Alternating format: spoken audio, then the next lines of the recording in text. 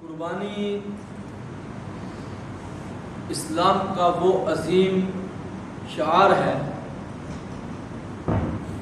جس کو ادا کرنے سے اللہ تبارک و تعالیٰ کا قرب خاص میسر آتا ہے۔ ہمارے آقا محمد عربی صلی اللہ علیہ وآلہ وسلم کی سنت ہونے کے ساتھ ساتھ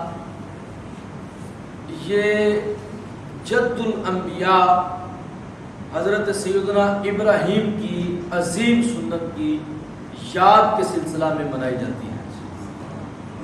اور قرآن مجید فرقان حمید میں اللہ تبارک و تعالیٰ نے پچھلی امتوں پر بھی قربانی کا جو کرنا لازم ٹھہرایا ہے اس کو بھی بیان فرمایا ہے،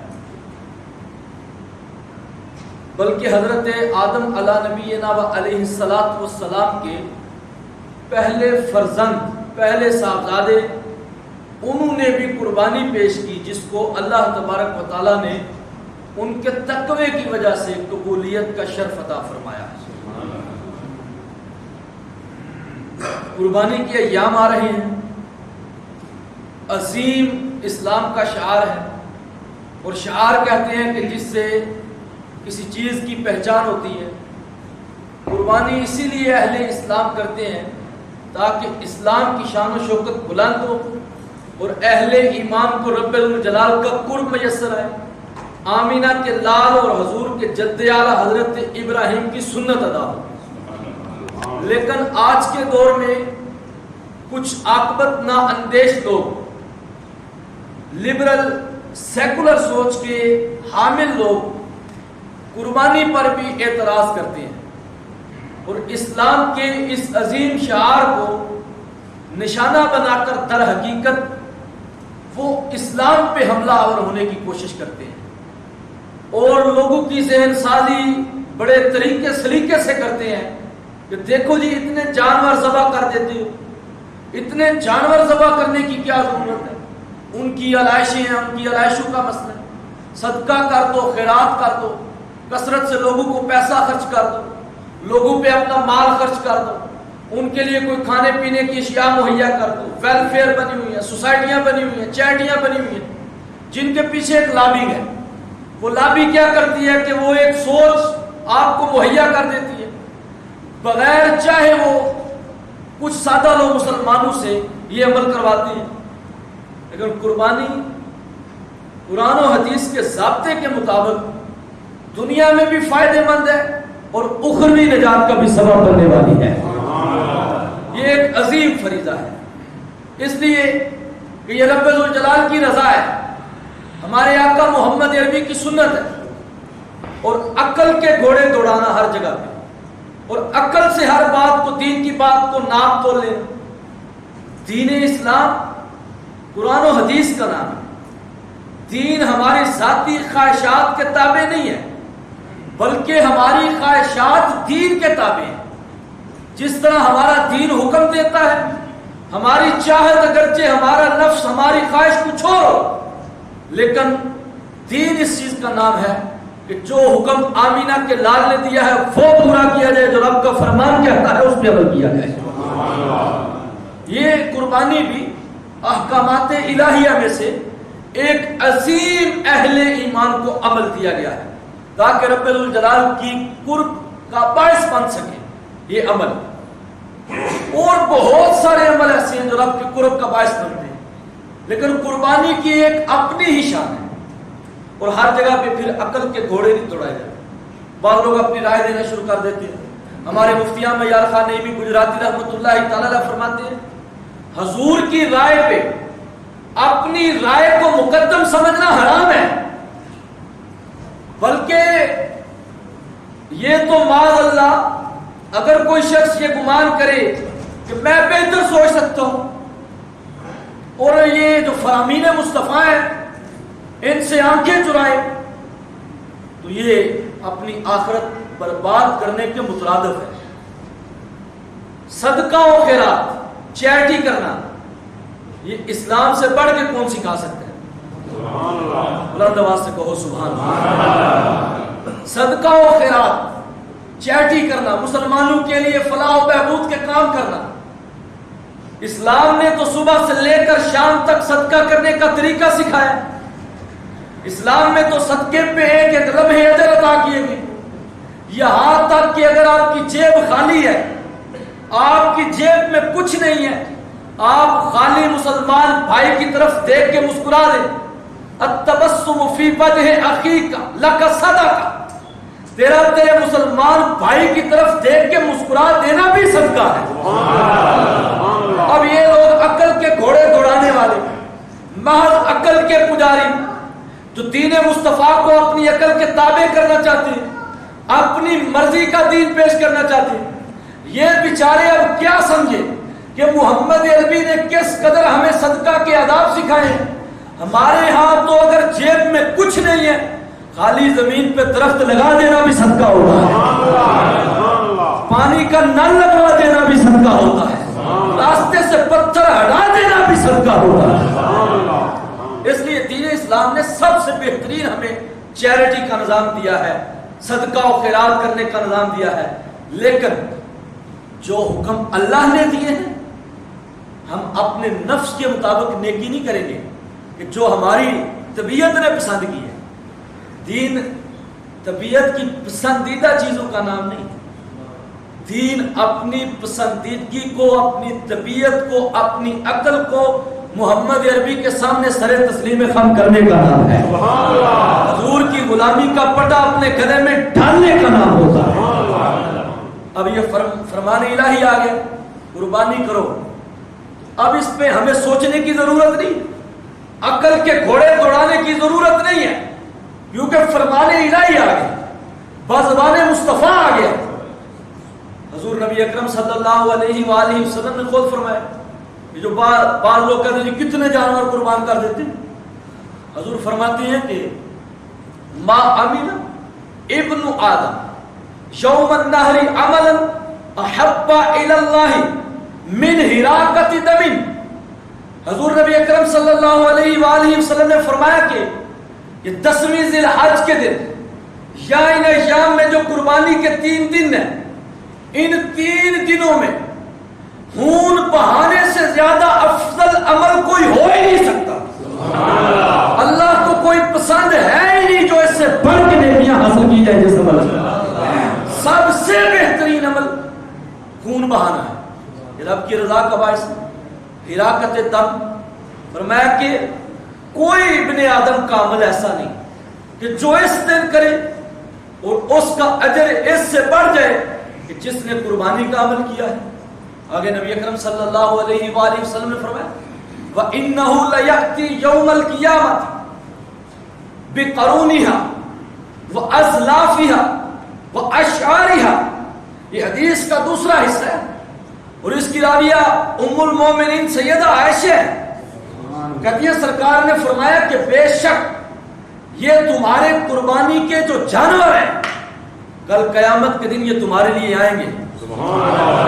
جن جانوروں کو چھری پھیر کے تم ذبح کر دیتے، جن کو تم اللہ کا کرم سمجھ کے، اللہ کی طرف سے فضل سمجھ کے، رزق حلال سمجھ کے نوش کر لیتے ہو، کھا لیتے ہو، وہ جانور کل قیامت کے دن حضور فرماتے ہیں آئیں گے جن کی گردنوں پہ خود چھریاں پھیری ہیں، جن کی کھال اپنے ہاتھوں سے اتارتے ہو، اپنی آنکھوں سے دیکھتے ہو کہ ان کی کھال اتر رہی ہے، ان کا گوشت ہو رہا ہے، ان کا قیمہ بنایا جا رہا ہے. حضور کہتے ہیں رب کی رضا کی خاطر کام کرو، کل قیامت والے دن آ جائیں گے. کس طرح آئیں گے؟ کیا یہ جو گوشت کیا ہوا یہ آ جائیں گے؟ حضور فرماتے ہیں نہیں، بے قرونہا وازلافہا واشعارہا. میرے آقا محمد عربی فرماتے ہیں کہ یہ قربانی کے جانور اس حال میں آئیں گے، ان کے سروں پہ سینگ بھی موجود ہوں گے، ان کے پائے بھی صحیح سلامت ہوں گے اور ان کے جسموں پہ بال بھی اسی طرح موجود ہوں گے. کل قیامت کے دن آئیں گے. ایک روایت میں آتا ہے کہ کل قیامت کے دن جس طرح کا جانور تم جس اخلاص سے پیش کرو گے اس کے مطابق اس کا وزن کیا جائے گا. اعمال کا وزن ہوگا، اعمال گنے نہیں جائیں گے. اس لیے کہا جاتا ہے کہ کسی کی ایک نیکی تمام گناہوں پہ بھاری پڑ جاتی ہے. اور اخلاص کے ساتھ جو جانور ذبح کیا جائے جس میں کسی قسم کا دکھاوا نہ ہو، جس میں کسی قسم کا کوئی ایسا مسئلہ نہ ہو۔ حضور فرماتے ہیں کل قیامت کے دن آئے گا، اور ملا علی قاری رحمۃ اللہ تعالیٰ نے 2 روایات نقل کی۔ ایک تو یہ کہ اس کو میزان کے پلڑے میں رکھا جائے، اور دوسری فرماتے ہیں کہ یہ جانور کل قیامت کے دن پل صراط پہ آ جائیں گے، تمہاری سواری بن جائیں گی، اور تمہیں پل صراط سے ایسے پار کرائیں گے جیسے بجلی چمکتی ہے۔ اسی طرح نبی اکرم صلی اللہ علیہ وآلہ وسلم کا اس سے آگے فرمان، 2 حصے اس کے بیان کیے ہیں، اب تیسرا حصہ اس کا دنیا میں سنے اس کا اجر کیا ملتا ہے۔ فرمایا فَإِنَّ الدَّمَ لَيَقَعُ مِنَ اللَّهِ بِمَكَانٍ قَبْلَ أَن يَقَعَ عَلَى الْأَرْضِ۔ حضور فرماتے ہیں جس اخلاص کے ساتھ تم جانور ذبح کرتے ہو، میرے آقا محمد عربی نے فرمایا کہ رب کی رحمت کا حال یہ ہوتا ہے، یہاں پہ تم جانور کے گلے پہ ذبح کرنے کے لیے قطرہ زمین پر گرنے سے پہلے رب کی بارگاہ میں مقبولیت کا درجہ پا جاتا ہے۔ 3 چیزیں حضور نے پہلے حصے میں بیان فرمائی بطور خبر۔ پہلی چیز حضور نے بیان فرمائی اس دن کوئی اس سے بڑھ کے اچھا عمل نہیں ہے۔ اب جب حضور کہہ دیں کہ اس سے بڑھ کر کوئی اچھا عمل نہیں ہو سکتا، تو اب ہم کہتے ہیں اگر کوئی اور پہاڑ کے برابر سونا بھی خرچ کر دے، قربانی نہ کرے، وہ کبھی بھی اس سے مقابلہ نہیں کر سکتا جس نے آمینہ کے لال کے حکم پہ جانور ذبح کیا ہوتا ہے۔ اور پہاڑ کے برابر سونا صدقہ کرے، لیکن وہ اجر نہیں ملے گا۔ اس لیے نکالوں سے ہوشیار رہیں اور ان کی چالوں سے بچ کے رہیں۔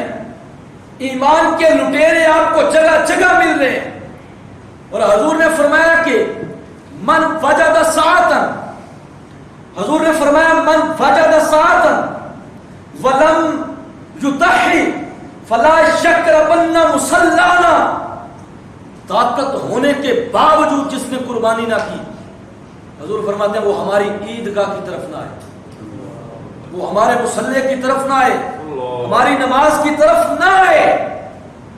حضرت عبداللہ ابن عمر فرماتے ہیں 10 سال آمینہ کے لال مدینے میں گزارے، کہتے ہیں ہر سال مصطفیٰ قربانی کرتے تھے۔ حضرت علی شیر خدا کہتے ہیں میرے آقا محمد عربی ہر سال 2 قربانیاں کرتے تھے، ایک اپنے نام پہ کرتے تھے، ایک امت محمدیہ کے نام پہ کرتے تھے۔ یہ حضور کی رحمتیں تھیں، اس وقت بھی اپنی امت کو نہیں بھولا۔ اور میں اکثر کہتا ہوں کہ غریب لوگ پریشان نہ ہو، اعلیٰ حضرت فرماتے ہیں جو نہ بھولا ہم غریبوں کو رضا۔ محمد عربی نے تو امت پہ اتنی شفقتیں کی ہے کہ اپنی غریب امت کے نام کی قربانی اپنے ہاتھوں سے کر گئے۔ اب جو ہم یہاں پہ قربانی کرتے، ہمارا اخلاص ہو اللہ کرے قبول ہو جائے، لیکن جو قربانی نہیں کر سکتے جن کی طرف سے آمینہ کے لال نے کی ہے ان کی تو قبولیت پہلے ہو چکی ہے اللہ کی، کیونکہ مصطفیٰ اپنے ہاتھ سے کر گئے ہیں۔ اللہ اکبر۔ اور حضور فرماتے تھے کہ خوبصورت جانور لو، فربا جانور، اور حضور جس جانور کی قربانی کرتے تھے وہ سیاہی میں چلتا تھا، سیاہی میں دیکھتا تھا، سیاہ رنگ کا تھا، یعنی یہ خوبصورت ترین میڑھا حضور قربانی کے لیے کیونکہ اللہ کے راستے میں دینا ہوتا تھا۔ اس سے پھر یہ بھی سبق ملتا ہے کہ سب سے پیاری، سب سے محبوب، سب سے حسین چیز رب کے راستے میں قربان کرنی پڑے تو دریغ نہ کرنا۔ ذرا سبحان اللہ کہیں بلا آپ کو تاکہ سمجھ آئے یہ قربانی مسئلہ کیا۔ حضور فرماتے ہیں جس کو اللہ نے طاقت دے رکھی اور قربانی ہر صاحب استطاعت مسلمان، جس مسلمان کو رب نے صاحب استطاعت فرمایا ہے، مرد ہو یا عورت ہو، ان دونوں پہ واجب ہے۔ مرد پہ الگ ہے، عورت پہ الگ ہے۔ اگر وہ طاقت رکھتی ہے، دولت ہے اس کے پاس نصاب کی جو مقدار ہے وہ شرعی وہ موجود ہے، تو عورت پہ بھی ہے۔ یہ نہیں ہو سکتا کہ پورے خاندان کی طرف سے ایک جانور ہو جائے، نہیں۔ اور آپ کو معلوم ہے یہ قربانی بڑی تاکید فرمائی گئی ہے اس کی، اور ناپسند فرمایا ان لوگوں کو جو اس سے انحراف کرتے ہیں۔ قربانی دینے کا حکم اس قدر ہے، حضور نے فرمایا کہ جو میں نے حدیث آغاز میں آپ کو سنائی جس کی راوی حضرت عائشہ، اب 3 چیزیں حضور نے کہیں، ان سے اچھا کوئی عمل نہیں ہو سکتا اس دن قربانی کرنے سے۔ دوسری چیز حضور نے فرمائی قیامت کے دن یہ جانور حاضر ہو جائیں گے تمہاری خدمت کے لیے۔ تیسری چیز اب جو آمینہ کے لال نے فرمائی وہ یہ ہے کہ خون کا پہلا قطرہ گرنے سے پہلے رب ذوالجلال تمہیں قبولیت کا شرف دے دیتا ہے۔ اب ان تین چیزوں کو بیان کرنے کے بعد حضور نے ہمیں کیا حکم فرمایا؟ فرمایا فَطَيِّبُوا بِهَا نَفْسًا، اتنے اجر مل رہے ہیں، رب کی بارگاہ سے اتنے کرم ہو رہے ہیں، تمہاری تو لاٹری نکل آئی ہے، تمہیں تو اللہ تبارک و تعالیٰ کی طرف سے کرم کی برسات مل رہی ہے، تمہارا عمل بھی خون کا قطرہ گرنے سے پہلے قبول ہو رہا ہے، اور اس جیسی نیکی بھی اس دن کوئی ہو ہی نہیں سکتی۔ یہ جانور تمہارے لیے پل صراط پہ سواری بھی بن رہا ہے، میزان کے پلڑے میں بھی اسے لایا جا رہا ہے۔ حضور فرماتے ہیں اب تو قربانی خوش دلی سے کرو، فَطَيِّبُوا بِهَا نَفْسًا، خوش دلی سے قربانی کرو، تانگ دلی سے نہیں۔ یہ نہیں کہ بڑی مجبوری بنی ہوئی ہے، محلے والے کیا کہیں گے کہ چودھری صاحب کے پاس جناب کار ہے لیکن قربانی نہیں کی، چودھری صاحب کا مکان بڑا اونچا ہے دیکھو جی قربانی نہیں کی۔ اس ڈر سے نہیں، رب ذوالجلال کے خوف سے، خشیت الہی سے، دل میں تقوی رکھتے ہوئے، رب کی محبت کو سینے میں رکھتے ہوئے یہ قربانی کرنی ہے۔ اللہ تبارک و تعالیٰ نے فرمایا کہ ہم نے یہ جو بڑی جسامت والے جانور ہیں اللہ کی نشانیاں بنایا ہے، اللہ کی نشانیاں بنایا، وَلَكُمْ فِيهَا خَيْرٌ، اور فرمایا کہ ہم نے ان میں تمہارے لیے خیر رکھی ہے، ان میں تمہارے لیے بہتری رکھی ہے۔ یہ کس کا وعدہ ہے؟ یہ رب ذوالجلال کا وعدہ ہے۔ اور دوسرے مقام پہ فرمایا لَن يَنَالَ اللَّهُ، اللہ کے ہاں نہیں پہنچتا، لَحُومُهَا، ان کا گوشت، وَلَا دِمَاؤُهَا، اور ان کا خون، اللہ کے ہاں خون اور گوشت نہیں پہنچتا بلکہ اللہ کے ہاں تمہارے دلوں کا تقویٰ پہنچتا ہے۔ اس لیے فَطَيِّبُوا بِهَا نَفْسًا، قربانی جب بھی کرو خوش دلی کے ساتھ کرو، خوبصورت جانور لے کے آؤ، حسین آنکھوں والا جانور ہو۔ اس لیے عیب دار جانوروں کی قربانی سے منع کیا گیا۔ جن جانوروں میں عیب ہوتا ہے، جن ایسے عیوب جو جمال میں اور منفعت میں مانے ہو، اس کے حسن میں اور اس کے جن چیزوں سے وہ فائدہ اٹھاتا ہے جانور، اگر ایسے عیب ہو اس کی قربانی آپ کو معلوم ہے فقہاء کے نزدیک جائز نہیں۔ جیسے لنگڑا ہے کہ پاؤں رکھ ہی نہیں سکتا زمین، جیسے اس کی ایک آنکھ ہی نہیں ہے، جیسے اس کا سینگ جڑ سے اکھڑ گیا ہوا ہے، جیسے اس کا پورا مکمل پوچھل غائب ہو گئے، ایسے جانور ہیں ان کی قربانی فقہاء کے نزدیک یہ جائز نہیں۔ اس لیے حسین جانور کرو۔ اور پھر صحابہ کرام بارگاہ رسالت میں عرض کرتے ہیں، حضرت زید بن ارقم کا جب صحابہ کرام کا اجتماع تھا انہوں نے سرکار کی بارگاہ میں عرض کیا ما ھذا الاضاحی، آقا یہ قربانی کیا ہے، یہ کیا ہے جو ہم ذبح کرتے ہیں، اس کا مقصد کیا ہے؟ میرے آقا نے گلے قدس کی پتیوں کو حرکت دی، دل کا کشور فتح کر لینے والی آواز نے رحمتوں کے پھول نچھاور فرمائے، فرمایا سنت ابیکم ابراہیم، تمہارے باپ ابراہیم کی سنت ہے، تمہارے باپ ابراہیم کی سنت ہے۔ صحابہ کرام نے عرض کیا فما لنا فیہا یا رسول اللہ، اے ہمارے آقا اس میں ہمارے لیے بھی کچھ ہے؟ سنت ابراہیمی تو ادا ہو گئی، ان کی سنت تو ہم ادا کرتے ہیں، لیکن ہمارے لیے بھی کچھ ہے؟ سرکار نے پھر جواب ارشاد فرمایا بِكُلِّ شَعْرَةٍ حَسَنَةٍ، حضور فرماتے ہیں کہ ذبح ہونے والے جانور کے ہر بال کے بدلے رب ایک نیکی عطا فرماتا ہے، جتنے جانور کے اوپر بال ہوں گے اتنی نیکیاں رب دے گا۔ پھر صحابہ کرام نے عرض کیا، تیسرا سوال پھر کیا فَالصُّوفُ، یہ جو اون والے ہوتے ہیں جانور، بھیڑ دمبا، فَالصُّوفُ، یا رسول اللہ ان کے بارے میں کیا خیال ہے؟ سرکار مدینہ صلی اللہ علیہ وآلہ وسلم نے پھر ارشاد فرمایا بِكُلِّ شَعْرَةٍ فِي الصُّوفِ حَسَنَةٍ، اون میں جتنے بال ہوں گے، کیونکہ اون میں بالوں کی پھر کثرت آ جاتی ہے، انہوں نے تعجب کیا کہ اس میں تو پھر اتنے بال آ جائیں گے، لیکن رب کی رحمت تو ایسے بھی بڑی ہے، سرکار نے فرمایا اون میں جتنے بال آئیں گے ہر بال کے بدلے رب ایک نیکی عطا فرمائے گا۔ بادشاہ جتنی چاہے اس سے بھی بڑھا سکتا ہے. اس لیے اللہ اگر آپ کو موقع دے، آپ کو طاقت دے، ضرور قربانی کریں. اللہ رب العزت کی رضا کی خاطر، اللہ کے قرب کو پانے کی خاطر ہر شخص قربانی کرے. اور آپ کو معلوم ہے جانوروں کی عمریں، یہ گائے یا بھینس، اس کی جنس کے جو جانور ہوتے ہیں ان کی عمر 2 سال ہے، اور اونٹ کی عمر 5 سال ہے. اور بکری کا جو ہوتا ہے اور دیگر بکری کی جنس کے جتنے افراد اس میں شامل ہیں ان کے جانوروں کی عمر 1 سال.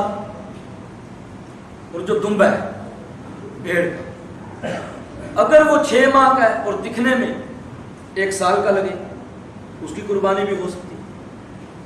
اور قرآن مجید نے حکم دیا فَصَلِّ لِرَبِّكَ وَانْحَرْ، نماز پڑھو اور نہر کرو.